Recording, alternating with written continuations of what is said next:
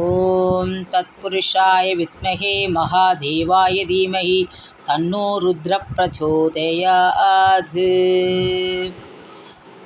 நேயர்களே, நம்ம திருப்பதிக்கு போகணும்னாலே நமக்கு பெருமாளுடைய நினப்பு தான் வரும்.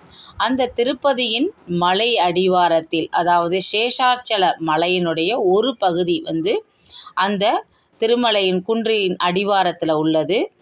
இங்கு கபில முனிவர் தவம் செய்ததாகவும் முனிவரினுடைய பக்தியில் ஆனந்தம் அடைந்த சிவன் பார்வதியும் காட்சியளித்ததாக கூறப்படுகிறது. இந்த சிவலிங்கம் தானாக தோன்றிய சிவலிங்கம், சுயம்பு சிவலிங்கம். இங்கு ஒரு குளம் இருக்கிறது.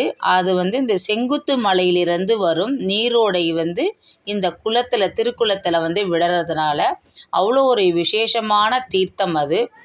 அந்த தீர்த்தத்தில் நீராடிட்டு கபில முனிவர் அந்த சிவலிங்கரை பிரதிஷ்டை பண்ணினதுனாக ஒரு ஐதீகம் இருக்கிறது. இன்னும் சில பேர் ஒரு ஸ்டோரி சொல்கிறாங்க. ஒரு ஞானி ஒரு கல்லை எடுக்கிறாராம். அந்த கல்லுக்கு அடியில் ஒரு பாம்பு இருக்கான். அந்த பாம்பு அடிச்சின்னு வர தண்ணியில் அது அடிச்சின்னு போய் இறந்து போய்டுறது. அந்த பாவத்திலிருந்து எப்படி விடுபடுறது அப்படின்னு அவருக்கு தெரியாமல் அவர் கோவில்களுக்காக சென்று சிவதரிசனம் சென்று என்னுடைய பாவத்தை போக்குறதுக்காக ஒரு கோவில்களுக்காக அவர் செல்கின்றார். அப்போ அவர் இந்த கபில தீர்த்தத்துக்கு கபில தீர்த்தம் ஆடிட்டு இந்த சிவலிங்கத்தை தரிசனம் பண்ணுறார்.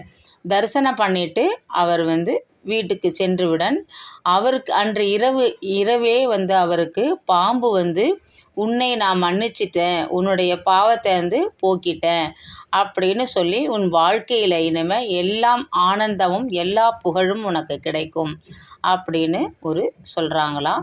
என்ன சொல்லுவாங்கன்னா, நம்ம செய்த பாவங்களும் நாகதோஷங்கள் எல்லாமே இந்த குளத்தில் நீராடி இந்த சிவனை தரிசனம் பண்ணினா கண்டிப்பாக ஒரு நல்ல விமோச்சனம் நமக்கு கிடைக்கும்.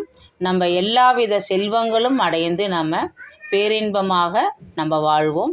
நீங்களும் திருப்பதிக்கு செல்லும் பொழுது இந்த கபில தீர்த்தத்தை நீராடிட்டு சிவலிங்கத்தை தரிசனம் செய்யுங்கள். ஓம் நமக் சிவாயா.